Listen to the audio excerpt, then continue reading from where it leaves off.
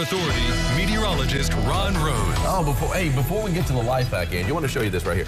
This is a 1.5 pound tomato right here. It was grown in Niagara in Kentucky, and Anthony Chen's the one that brought it in, but Anthony's not the one that grew it. Apparently some dude named Mark grew it, but good growing Mark, and that's amazing. It's like a pumpkin. It is like a pumpkin, and it's also like, I'd say, 7 or 8 BLTs right there. Can you slice it? I don't know. I'll take it home and give it a try. We'll see how it goes. Take a picture of it. We'll take a picture of the 20 BLTs I make with that. I might need a broad panorama. You might need. That's a big tomato. Good growing. Want to make your hard-boiled eggs easier to peel? You eat a hard-boiled egg almost every day. Yes, I want to make them easier to peel. I'm listening. Place them in the fridge while they're still warm. Okay, and then, that's all they say. That's it. There's no more advice other than that. Well, I submerge mine in ice water, and that helps. It slicks it right off. So basically, you boil them, and then you put them right. I boil them, drain them, and put them in a pan of a bowl of ice water for about 15 minutes, and then they're usually slick right off of So you never considered putting them in the fridge after? No, I hadn't thought about that. Because this is sort of a shock. You can imagine that because the ice water's been sitting there for like 15 minutes. Sure. So yeah, so that's my hack. Okay, I like your hack better. Okay, there you go. But it inspired me. I gave it a B for inspiration. Yeah, that's right. It is a life hack that a lot of people could use because a lot of people eat hard-boiled eggs. So, yeah, peeling that egg is never the fun part. It's almost like any recipe that says you have to blanch. You know, like I'm thinking, I'm not doing that. I'll find some other recipe. Not really into blanching. I don't want to do that. Anyway, we take a look out right now. It's a live look from Deaconess Gateway, our Diamond Valley Federal Credit Union camera. Checking out 66 and 69, traffic moving okay. And we're looking now at the west side of town. I see a semi working its way down the off-ramp and heading on down to Lloyd Expressway. Wait a minute, that traffic is moving awfully slow eastbound.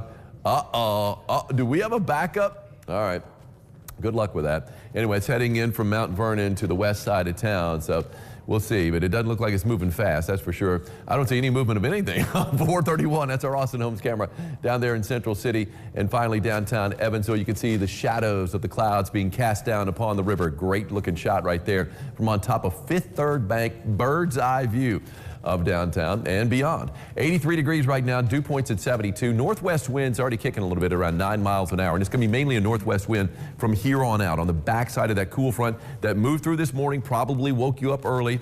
Before daybreak, we had those thunderstorms rumbling on through. A lot of lightning too, quite a light show. But they moved out before the day broke. And the day is breaking, by the way, just before 6 o'clock is when the sun is rising. Now, it's 5 till 6 this morning. It's going to be setting a couple of minutes before 8 o'clock later on this evening.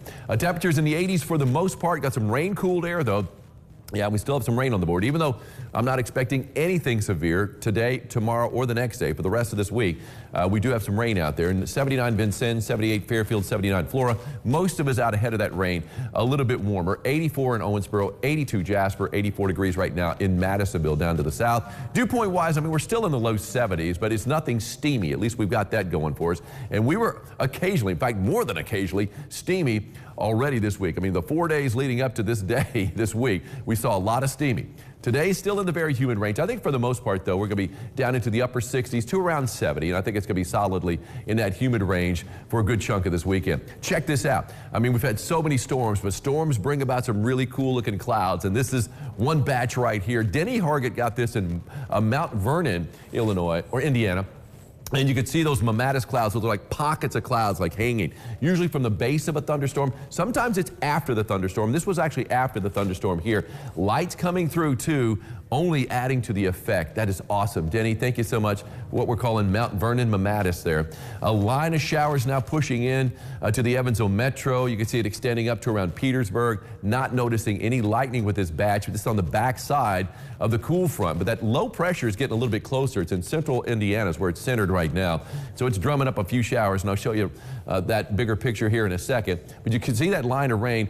Looks like a little bit of lightning now, just south of 64. So you might hear a few rumbles of thunder, but again, nothing severe. Don't have to worry about that. I think all of us are kind of shell-shocked at this point, but yeah, we should be A-OK, especially by the end of the afternoon. All right, estimated rainfall over the past 24 hours. This is just 24 hours, and they had a little bit more than a half an inch of rain at the Evansville Airport. Elsewhere, look at where you see green, that is better than an inch of rain. That's a huge part of the tri-state that got better than an inch yesterday. Heftiest total I could find was down in the southeast corner of Ohio County, right there on the line, the Butler County line. Boom. 4.6 inches of rain south of Horse Branch in Ohio County. As we take a look at the bigger picture now, this is that area of low pressure. You can see that counterclockwise spin. That's the low. Got a trough kind of pushing through. And on the back side of the low, it's kicking up a few showers out there. Now, the front's already moved in and out, so it's already pushed to the east. But yeah, a few showers certainly possible, and Future Tracker shows that as we go through the afternoon. Things settling down this evening, and we are going to be dry as we head into Saturday, and all weekend we should be rain-free and definitely storm-free. 86 degrees for a high today with a mix of sunshine and clouds. A few showers out there, maybe a couple of thunder showers, nothing bad. Humid, but not very humid for the most part, with a west-northwest wind at 5 to 10. 3-degree guarantee. Called for a high yesterday of 95. I'm glad I missed it. It was only 90.